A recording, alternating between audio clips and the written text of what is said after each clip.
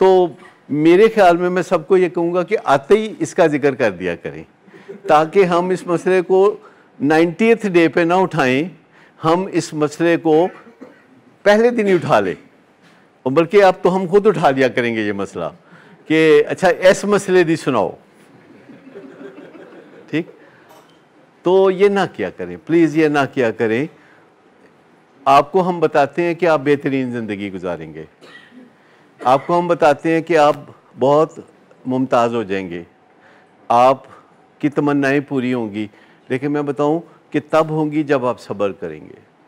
جب تک آپ پیچھے بھاگتے رہیں گے تمنائیں آگے بھاگتی رہیں گی۔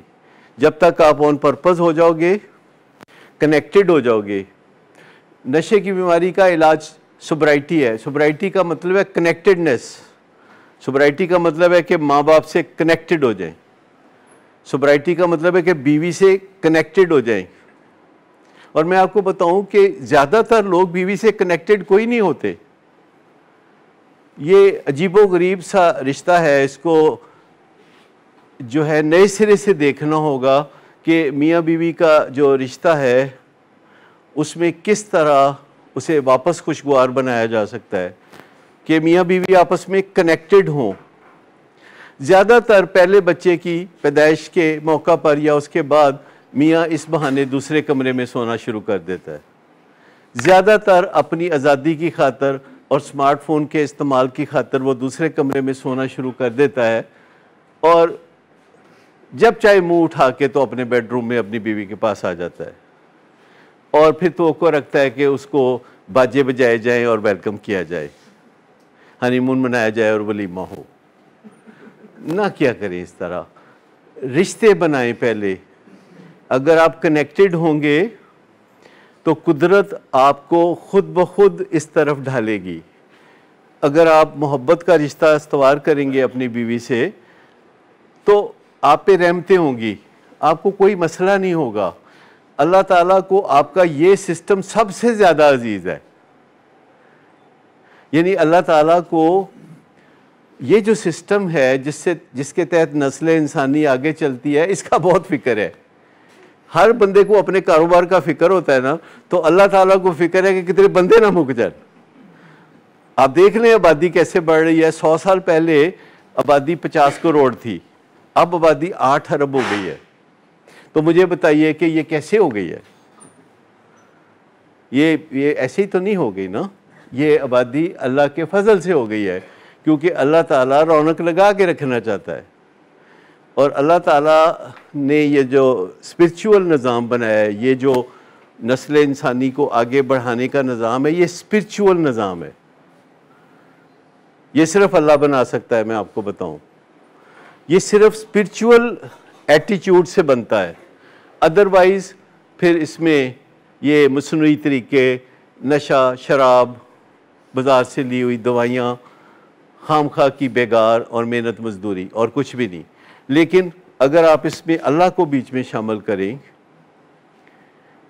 اگر اللہ کو بیچ میں شامل کریں تو کامیابی بڑی نمایاں ہوگی۔ میں آپ کو بتاؤں، ہر کام میں اللہ کو بیچ میں شامل کریں۔ آج صبح مجھے وہ مری سے فیڈ بیک، سب جگہ سے فیڈ بیک آیا تھا، مری سے مجھے فیڈ بیک آیا، اور وہاں کے جنرل مینیجر نے بتایا کہ ہمارے مری میں کسی ہوٹل میں لوگ نہیں ہیں، ہماری بڑی آکوپینسی ہے، ہمارا ہوٹل بڑا ہوا ہے۔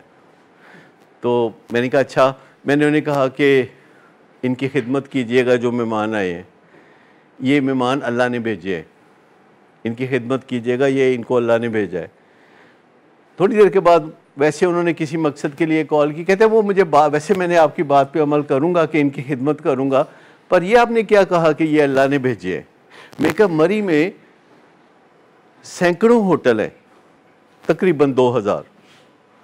تو میں نے کہا یہ سب ہوٹل چھوڑ کے جو ہمارے پاس آتے ہیں، حالانکہ ہم اپنے فرسٹ ایئر میں چل رہے ہیں، تو یہ پھر اللہ ہی ڈالتا ہے نا ذہن کے جاؤ ادھر۔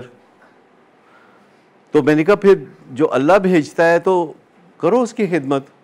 کہتا نہیں مطلب کیا ہوا؟ میں نے کہا دیکھیں آپ کراچی کے ہیں اور مری میں جنرل مینیجر ہے، اگر کراچی میں کوئی آپ کا دوست آپ کو کہے کہ میں ایک بھیج رہا ہوں جو کہ آپ کے ہوٹل میں آ کے ٹھہرے گا، بندہ اپنی فیملی کے ساتھ ذرا اس کا خیال رکھنا، تو آپ کیا کریں گے؟ کیا کریں گے مجھے بتائیں؟ اگر آپ جنرل مینیجر ہیں اس ہوٹل میں اور آپ کا کراچی سے دوست فون کر کے کہتا ہے کہ میں وہ ایک بھلے مانس کو بھیج رہا ہوں اپنے بیوی بچوں کے ساتھ، تو آپ کیا کریں گے اس کے ساتھ؟ زیادہ خیال رکھیں گے. اور جو اگر اللہ بھیجے گا تو ٹھیک. تو اللہ کبھی کبھی آپ کے پاس کوئی نہ کوئی بھیجتا ہے. میں آپ کی بیوی آپ کے پاس بھیج دی، شادی ہوئی تو بیوی آپ کے پاس بھیج دی، تو یہ اللہ بھیجتا ہے. وہ کرزما پیدا کرتا ہے کہ اچھا آپ کو وہ خاتون ہی اچھی لگی اور آپ نے اس سے شادی کی، تو اللہ نے اس کو بھیجا تھا، تو یو ویلکم دیٹ. تو کوئی گاہک بھیجتا ہے، کوئی اللہ آپ کے پاس دوست بھیجتا ہے، کوئی آپ کا ہمسایہ آپ کے پاس آ جاتا ہے کہ جاؤ جا کے اس کو بولو کہ میرے ابا بیمار ہیں، ذرا گاڑی پہ اس کو ہسپتال بھیج دیں. آپ کے محلے سے کوئی بھی ریکویسٹ لے کے آپ کے پاس آ سکتا ہے. اور اگر آپ یہ سوچتے ہیں کہ اس کو اللہ نے بھیجا ہے تو آپ کیا کریں گے؟ اور اس کو لے کے جائیں گے. تو میں نے کہا یہ مطلب ہے جو اللہ خیال ڈالتا ہے ذہن میں.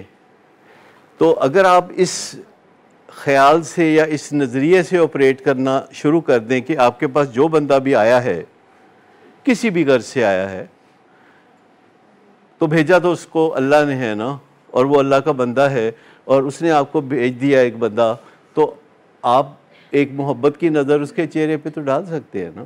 اچھا، آپ اسے مسکرا کے دیکھ لیں گے، آئی کانٹیکٹ بنا لیں گے، لیں گے اچھا میں کیا کر سکتا ہوں آپ کے لیے، اور وہ کہتا ہے کہ جی مجھے آپ یہ چیز دے دیں، وہ چیز دے دیں، اور اس کی وہ قیمت ادا کرنے کے لیے تیار ہے.